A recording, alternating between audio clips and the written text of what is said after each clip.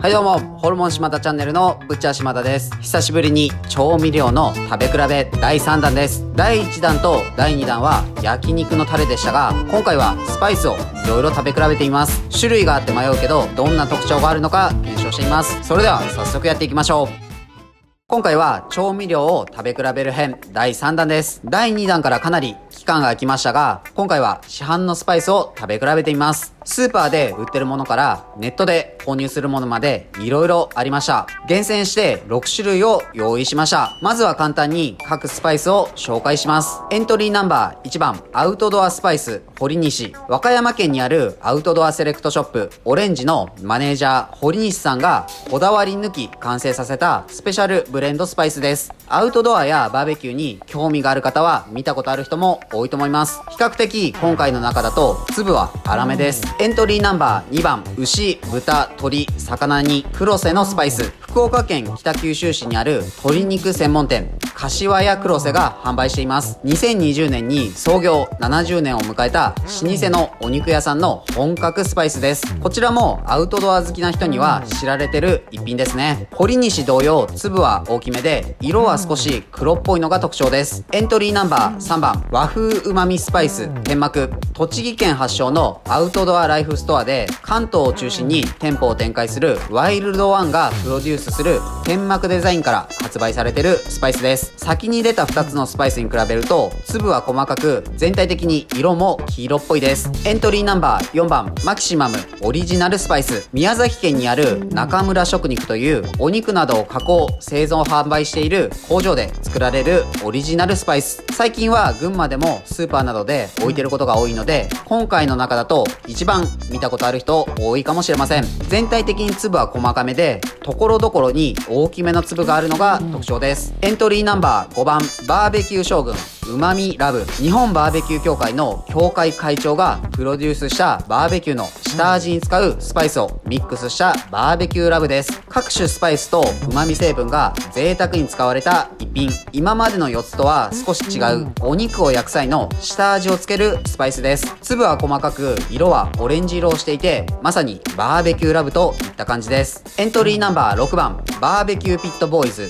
ビッグテクサンラブ。登録者200万人超えのアメリカの人気 YouTuber バーベキューピットボーイズがプロデュースしたバーベキューラブです。日本でもダッカーンのフレーズで有名なバーベキュー系の YouTuber です。日本には売っていないのでネットで購入しました。今回購入した中では一番材料がシンプルなスパイスです。これも下味をつけるラブなので5番のうまみラブと同じです。全て出してみるとこんな感じです。それぞれ違いがあるのが面白いですね。それでは実際にお肉を焼いてスパイスをつけて食べ比べてみましょう。いただきます。今日はドイツのシェッファーホッファーヘフバイスを飲んでいます。名前が難しくてお店にあったら多分これを指さしてこれくださいって言ってます。ドイツではメジャーなバイツェンと呼ばれる小麦を使ったビールです。無ろ過のため色は濁ったオレンジ色をしています。小麦特有のバナナのような香りを感じます。口当たりはとても滑らかでクリーミーです。甘みがあり苦みは少なくフルーティーなビールです。それではお肉を食べ比べてみましょう。今日は薄いお肉と角切りの少し厚いお肉を用意しました。共に牛のもも肉です。薄切りのお肉は味付けなしで焼いてスパイスをつけて食べてみます。角切りのお肉には焼く前にスパイスをつけて焼いて食べてみます。まずはエントリーナンバー1番、堀西。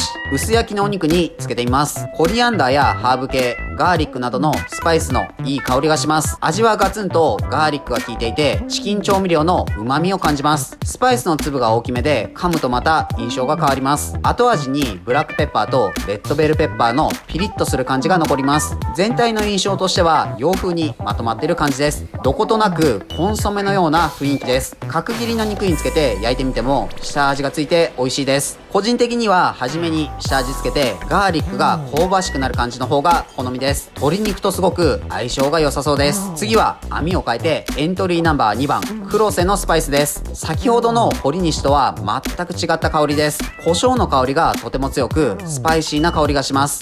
食べると期待を裏切らない胡椒のパンチが効いています。フライドガーリックが結構大きめにゴロッと入っているので食べた時の噛んだ食感がいいですね。つけて食べるのでも香ばしさを感じます。ハーブ類も大きめに入っているのでしっかりと香りを感じます。堀西に比べると塩味が強く感じるのでかけて焼く場合は量を調節した方がいいです。ラーメンに胡椒の代わりにかけるのも美味しそうです。エントリーナンバー3番、天幕。酸味のある香りと黒胡椒のピリッとした香りを感じます。今までの2つに比べると粒が少し小さくなりました。舌に乗せた感じも溶けるような食感です。かつお調味料、昆布調味料の旨味と醤油の風味がどことなく和な印象を与えます。天幕のスパイスの中でもひときわ大きいのが黒瀬と同じくフライドガーリックです。このサクッとした食感がお肉と一緒に食べるといいアクセントです。角切りのお肉にかけて焼くとより肉の旨味と鰹節の旨味が合わさって美味しくなります。あえて和食なんかにかけても面白いかもしれません。エントリーナンバー4番、マキシマム。先ほどの天幕に近い香りを感じます。こちらも同じく鰹調味料が入っています。今までのスパイスにはないクミンのスパイシーな香りもほのかに感じます。全体の粒は小さめですが、ところどころに大きな粒があるのが特徴的です。いろいろなスパイスが混ざった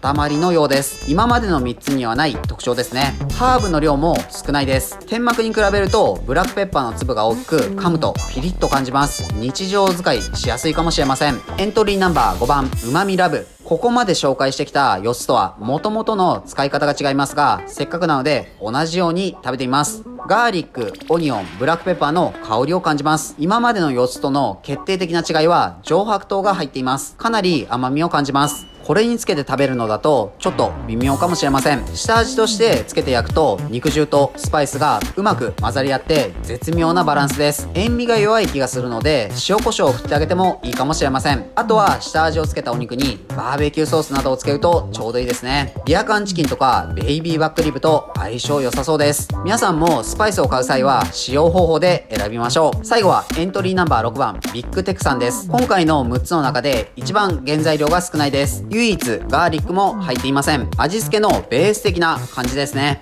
余計なものが入っていないので、ここに色々好みのスパイスやハーブを足すことができそうです。うまみラブと同じように砂糖が入っているので甘さを感じます。お肉につけて食べるにはあまり向いていません。これも下味としてつけて焼いて食べるのに向いています。これでプルドポークとか作ったらめちゃくちゃ美味しそうな気がします。今回気になった6種類のスパイスを集めましたが、まだまだたくさんのスパイスがあります。どれも個性がありましたが、個人的には黒瀬のスパイスがピリッと胡椒が効いていて美味しかったです。もし他にも皆さんの好きなスパイスとかあればぜひ教えてください。今日も美味しかったです。ごちそうさまでした。はい、本日の動画は以上です。最後までご視聴ありがとうございます。スパイス食べ比べいかがでしたか？スパイスと一言で言っても色々な違いがありますね。まだまだスパイスの研究は続きます。自分たちは群馬県前橋市でホルモン島田というホルモン屋をやっています。前橋には美味しいお肉を食べられるお店がたくさんあるので、もし前橋に来た際は色々探してみてください。